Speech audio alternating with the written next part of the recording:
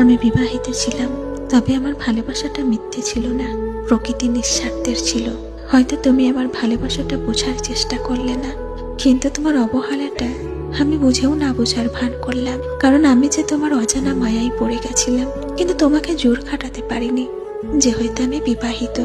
তুমি আমাকে মন থেকে ভালোবাসতেও পারো, না বাসতেও পারো, এতে তোমার ব্যক্তিগত ব্যাপার। কিন্তু একটা কথা মনে রেখো, আমি তোমাকে যতটা ভালোবেসেছি, তুমি যদি একটাবার আমার ভালোবাসাটা উপলব্ধি করে দেখতে, তো বুঝতে পারতে একটা বিবাহিত মেয়ের ভালোবাসা কতটা নিঃস্বার্থের হয়। আমি তোমাকে কতটা নিঃস্বার্থের ভাবে ভালোবেসেছিলাম সেটা তুমি কল্পনাও করতে পারতে না।